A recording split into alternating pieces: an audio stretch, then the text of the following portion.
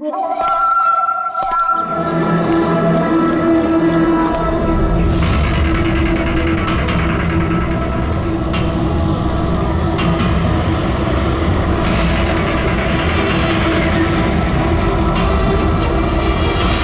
भाई, गाड़ी आगे ले।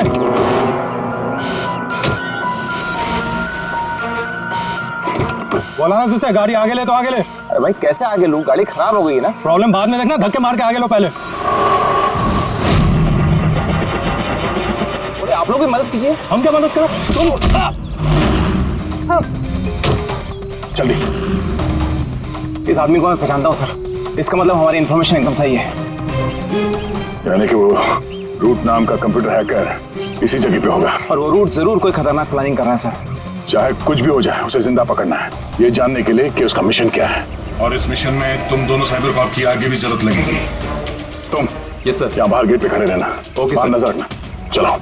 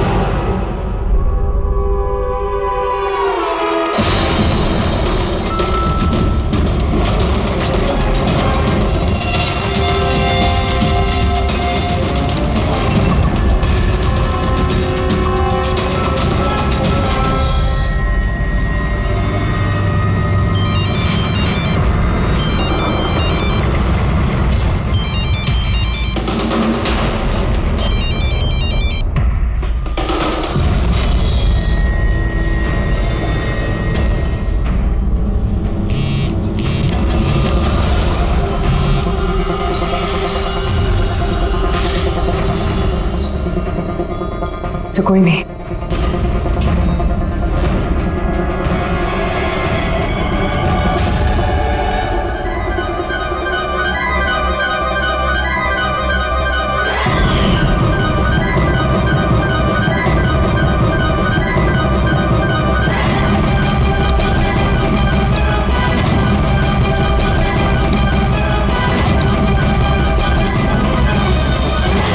आप रेडी? सर सब जगह देख लिया, यहाँ पे कोई नहीं है। खबर तो गलत नहीं हो सकती, यहीं कहीं होना चाहिए। चलो देखते हैं।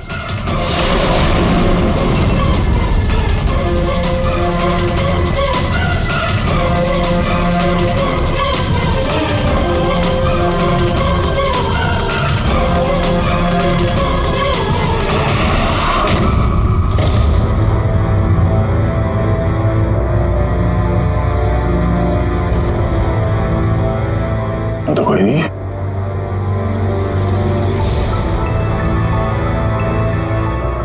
शहर अभी भी गर्म है, लगता है यहाँ पे कोई था अभी। मगर सर एंड मौके पे भाग कैसे निकला? सर हम लोग तो चारों तरफ से बंगले के अंदर घुसे, किसी को बाहर भागते हुए नहीं देखा है। सर हाँ सर ये मॉनिटर देखिए, ये तो घर के आसपास की फुटेज चल रही, कहीं वो हमें देख के भाग तो नहीं गया? हो सकता है, वो ज्यादा दूर नहीं गया होगा। जरा इस जगह को अच्छी तरह से चेक करो, और पूरी इस कंप्यूटर को चेक करो, देखो क्या मिलता है। तब तक मैं गेट पे जाके देखता हूँ।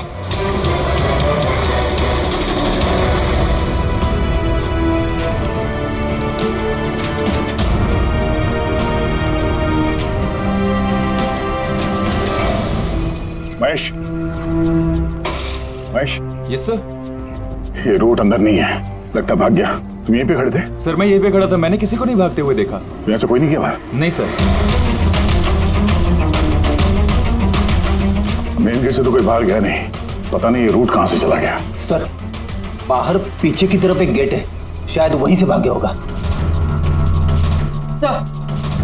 सर वो कंप्यूटर पासवर्ड प्रोटेक्टेड है, ब्यूरो ले जाना पड़ेगा। सर ये रूट जरूर अपने उसी खतरनाक मिशन को पूरा करने में लगा होगा। ये रूट को किसी भी हाल में जल्द से जल्द ढूंढना होगा। एक मिनट।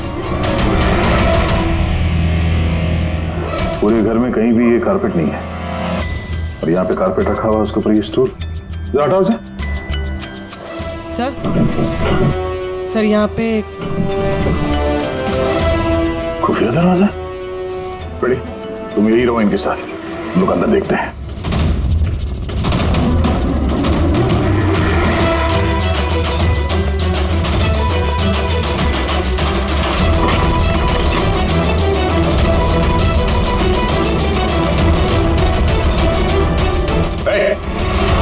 अब अगर अपने बचाव में कुछ कहना चाहती हो तो यही वक्त है। मुझे कुछ नहीं कहना, जो भी कहना मेरा वकील कहेगा। सर हमने इस रूट का कंप्यूटर सिस्टम एक्सेस कर लिया है और इंक्रिप्शन में भी सफल हो गए। कुछ पता चला? हाँ सर इसने पिछले कुछ दिनों में इंटरनेट पे भयानक वीडियोस पोस्ट किए। डार्क वेब पर sir. Actually dark web internet की एक ऐसी काली जगह होती है सर, जहाँ पर हर मुजरिम अपने गैरकानूनी कामों को एक टेक्नोलॉजी की मदद से अंजाम देता है, जैसे हथियारों की तस्करी हो, किडनी की चोरी, या फिर किसी को मारने की सुपारी। सर ऐसा कोई भी काम नहीं है जो इस साइट पर नहीं होता है। समझ में ये बात नहीं आती, जब सब कुछ इतने खुले में होता है, सबको पता है, तो इसे रोकने के लिए हम कुछ करते क्यों नहीं? सर ये इतना आसान नहीं है। एक्चुअली इस साइट पर जाने के लिए आपको एक कंप्यूटर सॉफ्टवेयर की जरूरत होती है, जो चुनिंदा हाई प्रोफाइल मुजरिमों के पास ही होता है। जैसे कि ये रूट। Yes sir. और सर जैसे कि हमें पता है कि इस डार्क वेब पे आईपी एड्रेस और यूजर आईडी ये दोनों गुप्त रहते हैं। जरा दिखा कौन सा वीडियो डालें इस रूट ने।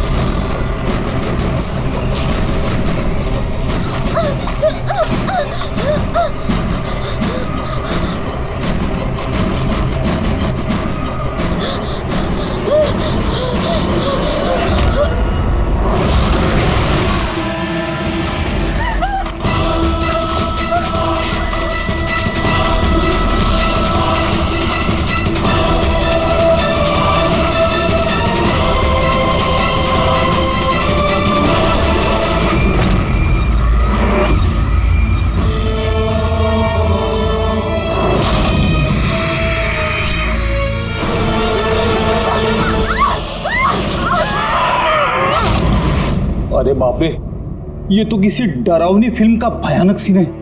ये सीन क्यों डाला डार्क वेब में? सर ये किसी फिल्म का सीन नहीं है, ये सब असली में हुआ है और किसी हीरोइन के साथ नहीं, बल्कि एक मासूम लड़की के साथ। जहां तक मुझे याद आ रहा है इसे स्नफ फिल्म कहते हैं ना?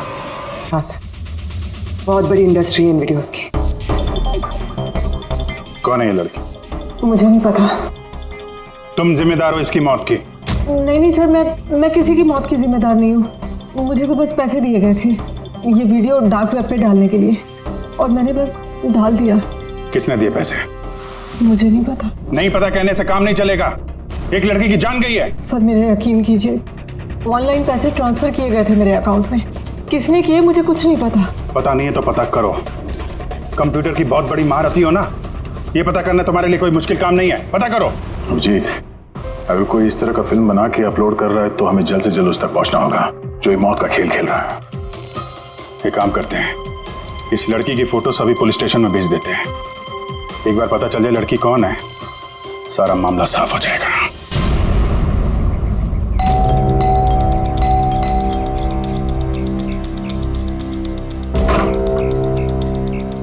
जी कहिए, किससे मिलना है? ये रिया का घर है ना? हाँ, मैं उसका पापा। आइए। वो हम लोग सीआईडी से हैं। आपके लिए एक बुरी खबर है। आपकी बेटी रिया अब इस दुनिया में नहीं रही। पता है, मगर आप उसके मौत के 10 दिन बाद क्यों आए हैं ये सब बताने? आपको पता है कि आपकी बेटी रिया की मौत हो गई है? आप उस कार एक्सीडेंट की इन्वेस्टिगेशन के लिए आए हैं ना, तो आपको ये तो मालूम पड़ा होगा कि रिया का तो फ्यूनरल भी हो गया है। एक मिनट, आप किस कार एक्सीडेंट की बात कर रहे हैं? वही जिसमें हमारी रिया चल बसी है। शेयर टैक्सी में वो पुणे जा रही थी। नहीं, रिया की मौत कार एक्सीडेंट में नहीं हुआ है। ये क्या कह रहे हैं आप? एक मिनट, ये रिया है। हाँ, ये रिया ही है। एक्सीडेंट वाले दिन उसने यही कपड़े पहने थे। एक मिनट, सॉरी बाबू, लगता है कुछ कंफ्यूजन है। आप जरा बताइए कि आपकी बेटी रिया का कार एक्सीडेंट कैसे हुआ था? शेयर टैक्सी में वो पुणे जा रही थी, 7 और लोग भी थे उसके साथ। तो रास्ते में उसकी गाड़ी का बड़ा भयानक एक्सीडेंट हो गया। पूरी कार आग की लपटों में झुलस गई। मरने वालों के तो चेहरे तक पहचान में नहीं आ रहे थे। तो आप लोगों ने रिया को कैसे पहचाना? उसके सामान के जरिए बस हम उसे पहचान पाए। आपने ये नहीं बताया कि ये फोटो कब की है? वैसे हम लोगों को भी पता नहीं कि ये फोटो कब की है, पर पता चलते ही हम आप लोगों को बता देंगे। लगता है रिया का ये एक्सीडेंट सिर्फ एक दिखावा था, उसकी मौत की असली वजह को छुपाने के लिए। सर, अगर रिया का कार एक्सीडेंट एक दिखावा था, तो वो बाकी के 7 लोग जो उसके साथ गाड़ी में थे, कहीं वो भी रिया की तरह ही तो नहीं मारे गए? हो सकता है। सबके परिवार वालों से मिलना पड़ेगा। किस्मत अच्छी थी हमारी कि जो 7 लोग एक्सीडेंट में मारे गए थे, उनमें से एक का अंतिम संस्कार नहीं हुआ था। देखते हैं डॉक्टर सालों के इस लाश से क्या सुराग निकाल पाते हैं। वैसे भी लाशें इतनी बुरी तरह से जल गई हैं कि चेहरा पहचान पाना मुश्किल है। भाई, तुम लोगों का शक एकदम सही था। ये लाश टोनी की नहीं। लग ही रहा था सर हमें, लेकिन ये कौन है कुछ पता चला? यार, ये तो पता नहीं लगा है कि ये लाश है किसकी, लेकिन ये पता चला है कि इस आदमी को कैसे मारा गया। मैंने इसके बॉडी का स्कैन किया तो पता लगा कि इसके पेट में चाकू का बहुत गहरा दाग है। चाकू से? हाँ, चाकू का। और मुझे लगता है उस चाकू के वार की वजह से ही इसकी मौत हुई। मतलब चाकू से मारा किसी और को और उसे टोनी बता के एक्सीडेंट का हिस्सा बना दिया। ये गैंग आखिर करना क्या चाहता है? और इस आदमी की मौत 3 हफ्ते पहले ही हुई है। एक कार एक्सीडेंट हुआ 10 दिन पहले। वही तो, मतलब कार जब एक्सप्लोजन में जलाई गई, उससे कहीं पहले इस आदमी की मौत हो चुकी। 3 हफ्ते से इसकी लाश संभाल के रखी थी ताकि इस भयानक खेल को अंजाम दिया जा सके। यार एक काम करते हैं, जहाँ पे एक्सीडेंट हुआ था वहीं पे चलते हैं, पता करते हैं एग्जैक्टली उस दिन हुआ क्या था। मैं तो मजे से कार चला रहा था सर, और रेडियो पे गाने सुन रहा था। तभी अचानक से मैं जोर का धमाका सुना। मैं तुरंत अपने कार से निकला और मैंने देखा कि मेरी सामने एक कार आग की लपटों में जल रही थी। मुझे समझ में नहीं आ रहा था कि मैं क्या करूं। तो ये कितने बजे की बात है? सर, मुझे लगता है कुछ शाम के 5 बजे होंगे। है? ये कैसे हो सकता है? सर, एक सेकंड। सर, ये टोल नाके की फुटेज देखिए सर। यहाँ पे तो गाड़ी 3:30 बजे क्रॉस हुई थी। फिर ये जगह वहां से 20 किलोमीटर दूर ही है सर। तो 20 किलोमीटर का सफर तय करने में 1.5 घंटे तो नहीं लगने चाहिए। रास्ते में कोई ढाबा होटल भी नहीं है, कोई चाय वाय के लिए रुक जाए जहाँ पे? एग्जैक्टली। तो उस हिसाब से गाड़ी को यहाँ पे 4 बजे पहुँच जाना चाहिए था, अगर यहाँ पे एक्सीडेंट हुआ 5 बजे। इसका मतलब है ये जुर्म इस 1 घंटे में ही हुआ है। तो गाड़ी को उस समय कहीं ले जाया गया और उन सबको उतार के उसमें 7 लाशें रख दी गई। और उसके बाद गाड़ी को यहाँ पे लाके ब्लास्ट करवा दिया। सब प्लान था। सर लगता है इन सब लोगों को वहीं लेके गए हैं जहां पर रिया को लेके गए थे, वो स्नफ फिल्म बनाने के लिए। जगह जल्द से जल्द ढूंढनी होगी यार। पुलवी ने एसएमएस भेजा तो किसी पेड़ की फोटो है। हाँ पूर्वी। सर ये पेड़ जिसकी फोटो भेजी है मैंने, इसे मोरिंगा ओलिफेरिया कहते हैं सर। हाँ सर ठीक ऐसा ही पेड़ रिया वाले फुटेज में भी है। ये देखिए सर, उस फुटेज का स्क्रीनशॉट भेज रही हूँ मैं।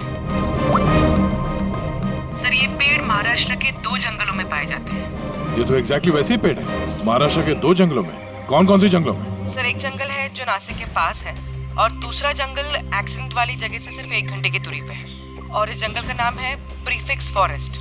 जरूर ये मौत का खेल इस प्रीफिक्स जंगल में ही हुआ है। प्रीफिक्स फॉरेस्ट तो काफी बड़ा जंगल है यार, मीलों तक फैला हुआ है। फॉरेस्ट ऑफिसर की मदद लेनी होगी।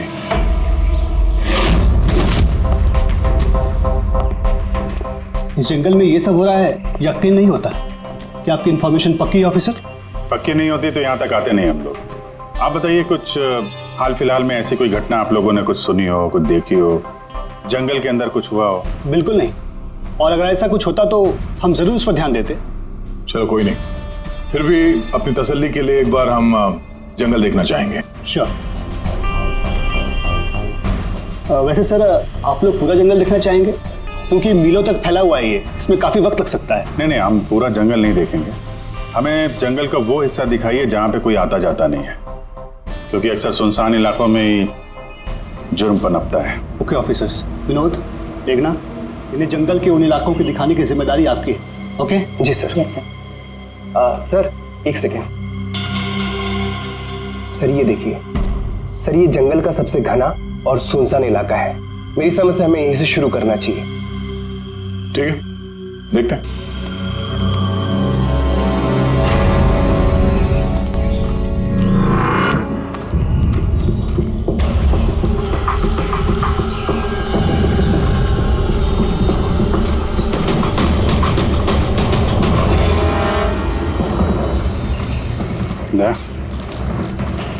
यहाँ पेड़ पे देखा?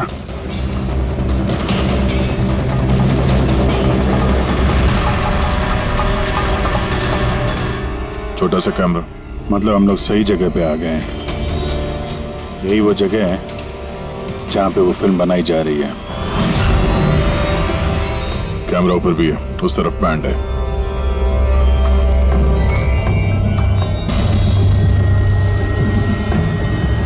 शायद इस कैमरे से कुछ पता चले उनके अड्डे के बारे में। नहीं अभिजीत, ये तो हाई एंड वायरलेस कैमरा है। इसके जरिए पता लगाना मुश्किल है कि इसमें जो स्टोर्ड फुटेज है वो कहाँ से ब्रॉडकास्ट हो रहा होगा, और इस जंगल में पता नहीं और कितने कैमरास हैं। देखते हैं, आगे शायद कोई कैमरा मिल जाए जिससे कुछ पता चले।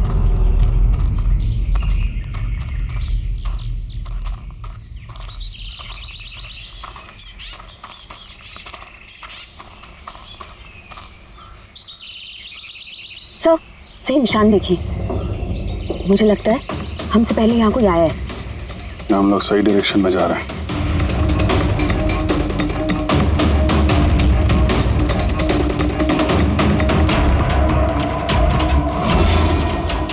सर ये निशान यहीं तक है। सर इसका मतलब उनका अड्डा यहीं कहीं है।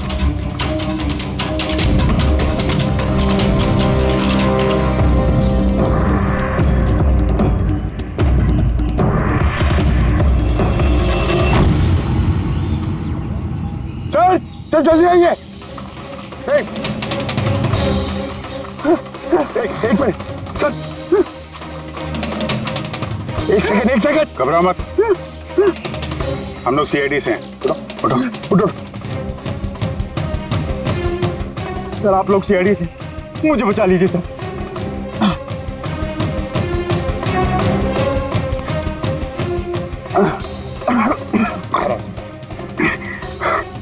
यहाँ फंस कैसे गए तुम? सर मुझे इस जंगल से बाहर निकलने का रास्ता नहीं मिल रहा।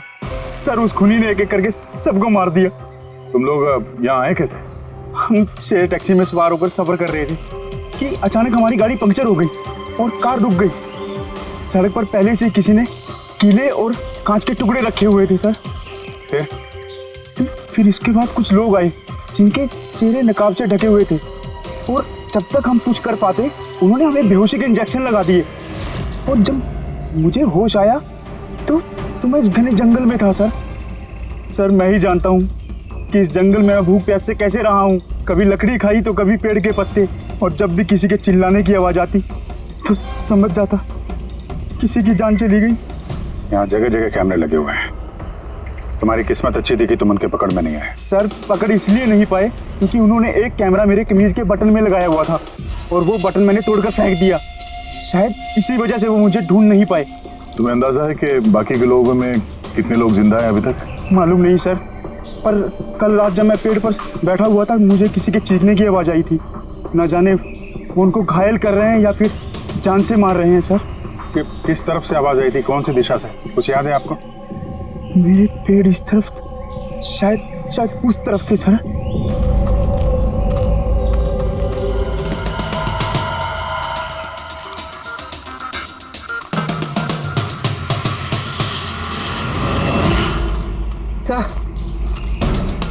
खून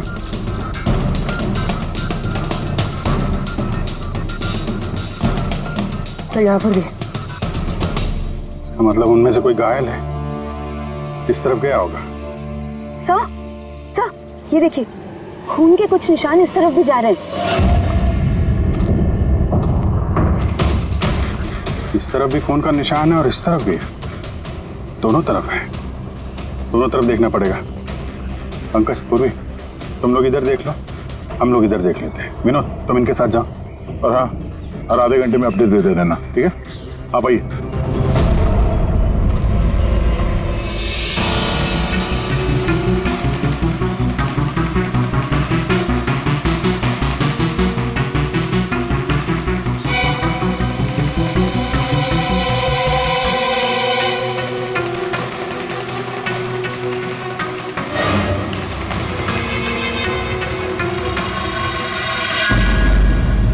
एक मिनट, वो क्या है?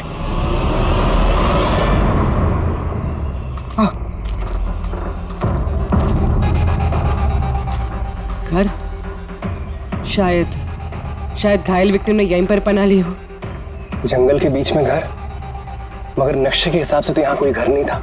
हो सकता है ऐसे फिल्म बनाने वालों को ऐसी लोकेशंस की जरूरत पड़ती है ताकि उन्हें कोई ट्रैक ना कर सके। हो सकता है उस घर में जो घायल आदमी है वही मुजरिम हो सकता है पंकज, और ये भी हो सकता है कि आगे और भी कैमरास लगे हों। होशियार रहना।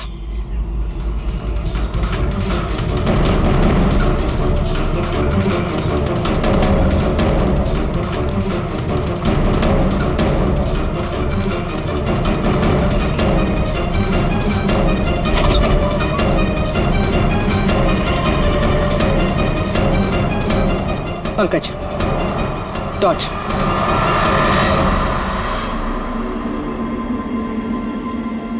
ये घर तो एकदम हिंदी फिल्मों की डरावनी पिक्चरों जैसा। ये देखो, उस घायल विक्टिम को यहीं पर लाया गया है। वो आवाज सुनी? अंदर से आ रही है।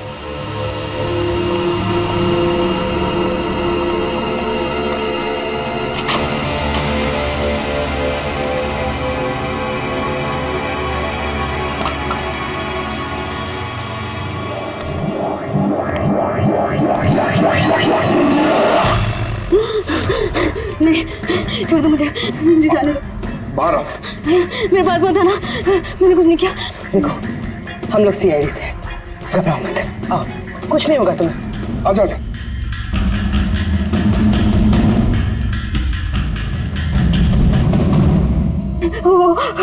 वो यहीं पे, वो यहीं पे। अरे पूर्वी, ये लाइट कहाँ से आ रही है? पंकज, मुझे कुछ दिखाई नहीं दे रहा। अरे पंकज सर, पूर्वी मैम, पंकज सर।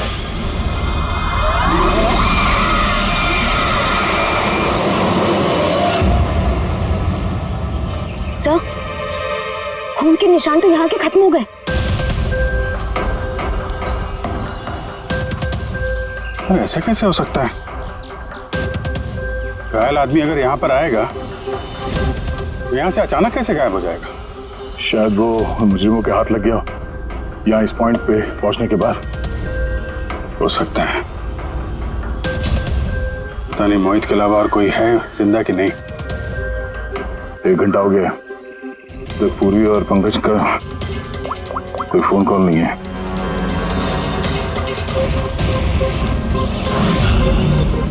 पूरी फोन उठा नहीं रही है। पंकज देखता हूँ।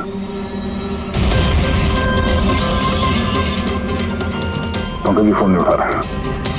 अरे यार किसी मुसीबत में नहीं है दोनों? चलो चल के देखते हैं। चलो। यहाँ पे खून इस तरफ गए थे।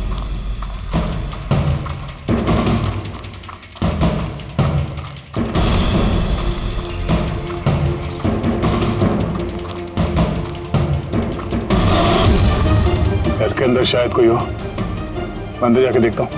ठीक है, तब तक मैं यहाँ बाहर देखता हूँ।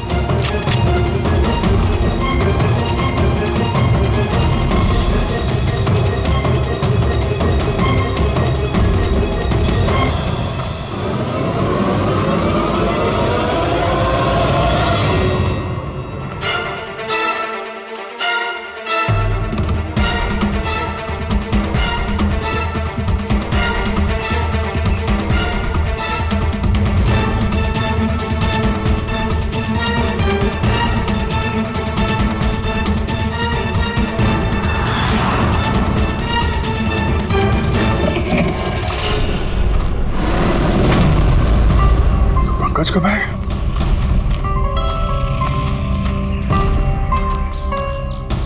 पंकज,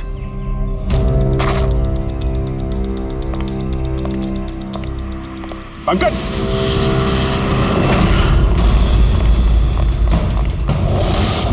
पंकज, पंकज, पंकज, कैसे? उठो, उठो, सर उठो। क्या हुआ? हाँ? सर वहाँ पे वो घर में गए थे सर। वहाँ पे एक लड़की थी सर। हाँ। सर बात ही कर रहे थे सर। पता नहीं एकदम से इतनी रोशनी आई सर कि कुछ दिखने नहीं, कुछ समझ में नहीं आ रहा था। वो घर से जैसे जैसे मैं निकला बाहर शायद यहाँ गिर गया सर। पता नहीं कुछ समझ में नहीं आ रहा सर, एकदम चक्कर आ रहा है। और पूर्वी, विनोद, वो कहाँ है? सर वो लोग पता नहीं सर, अंदर थे बाहर निकले पता नहीं सर। Oh no. क्या हुआ क्या तुम्हें? ये ठीक है। पूर्वी और विनोद मिले? नहीं, उस घर के अंदर तो कोई भी नहीं। ओह गॉड, उन्हें कहीं कुछ हो ना गया हो।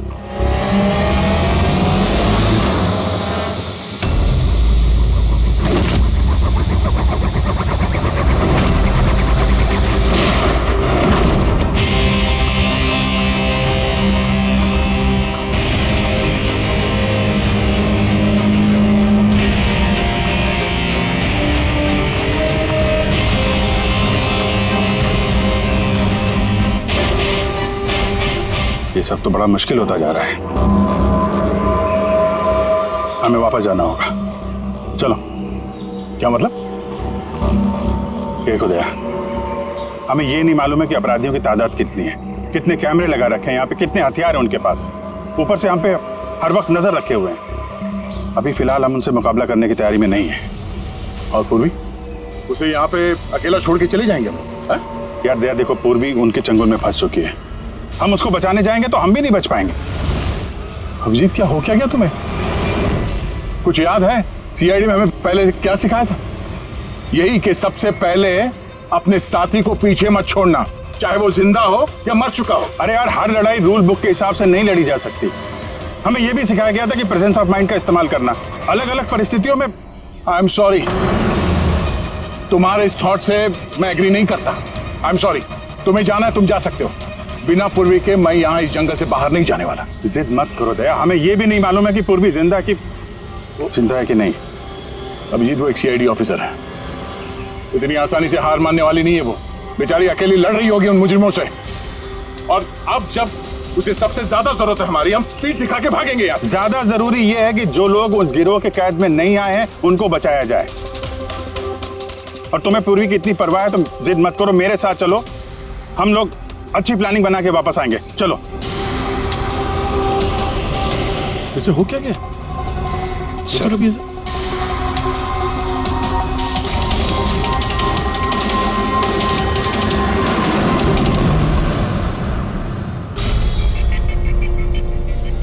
सीआईडी के इतिहास में ऐसा पहली बार हुआ होगा कि सीआईडी किसी से डरकर दुम दबाकर भाग गई।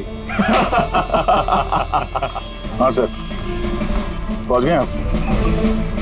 हाँ बस उसी जंक्शन पे रहिए, हम लोग आते हैं वहां पे। अरे सालुंके सर, आप यहाँ? मैं यहाँ।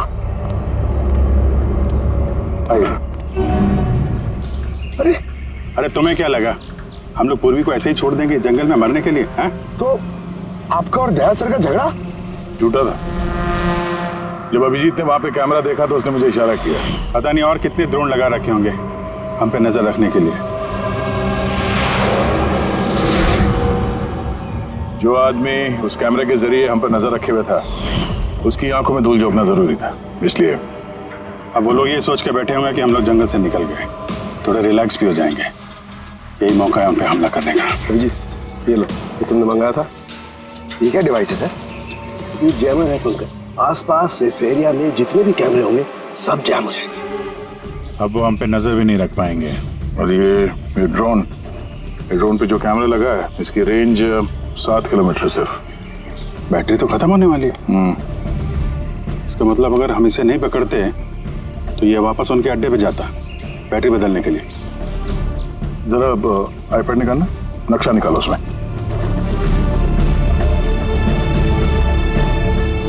ये वो जगह है जहाँ पे हमें ये ड्रोन मिला था। और इसके पास ही वो बंगलो है। लगता है यही होगा मुजरिम का ठिकाना। तो चलते हैं, चल के आज़ाद कराते हैं पूर्वी और बाकी जो जिंदा बचे हुए लोग हैं उनको। चलो। नहीं सर, आप मेघना और मोहित आप लोग यहीं पे रुकिए, हम लोग देखते हैं।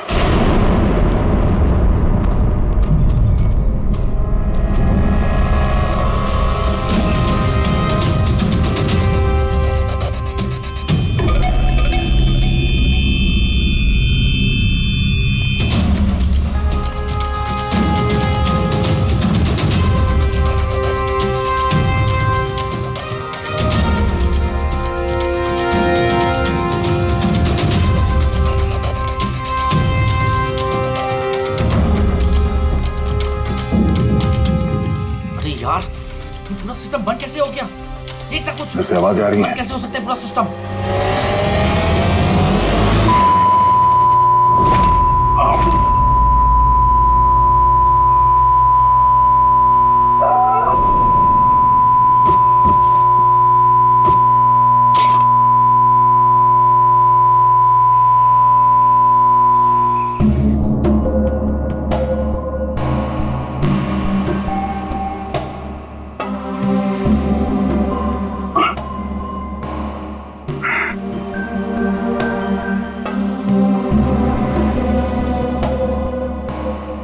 पंकज,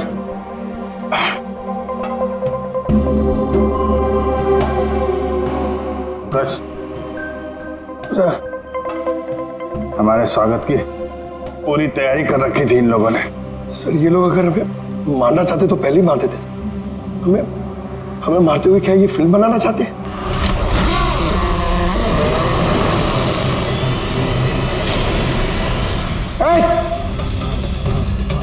सर्च जाओ, सर्च। मैं हूं पंकज। पूर्वी,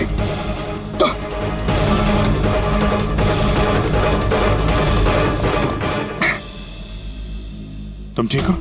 हाँ सर। वो लोग किधर हैं? सर इस तरफ।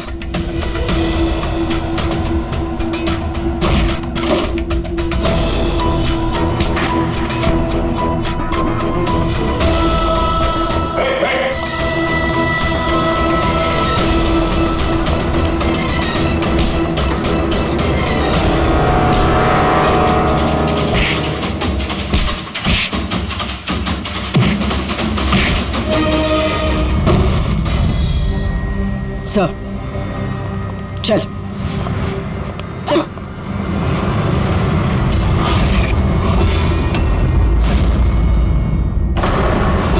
मेघना, तुम?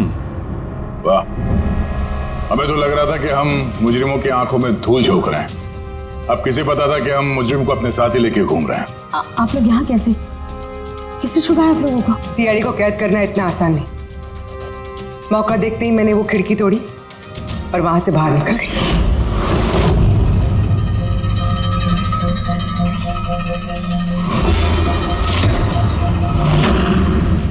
और उसके बाद मैंने उन्हीं लोगों का पीछा किया जिन लोगों को तुमने भेजा था मुझे ढूंढने के लिए। और फिर मैंने उस नकाबपोश आदमी को देखा और उसका भी पीछा किया।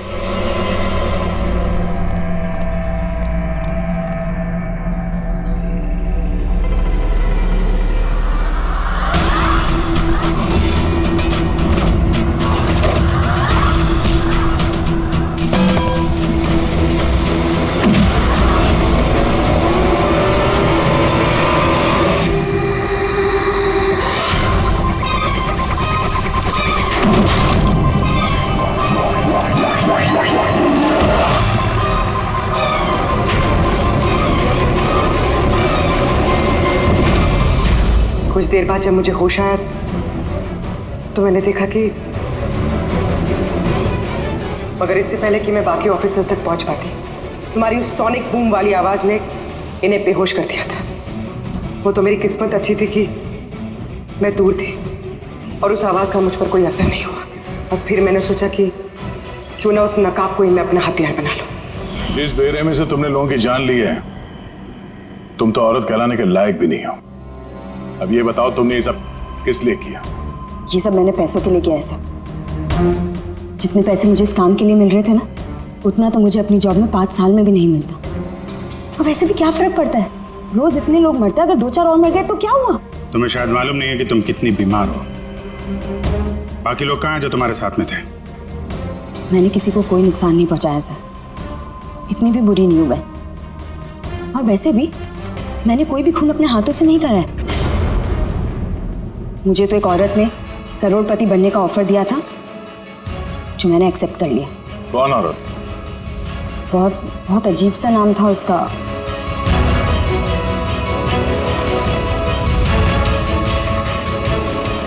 रूट। रूट?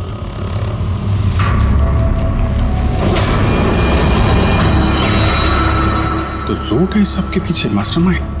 अब उसने ऐसा क्यों किया, उसका जवाब तो अब वही देगी। तो जहां तक तुम्हारा सवाल है, कानून तुम्हें कड़ी से कड़ी सजा देगा।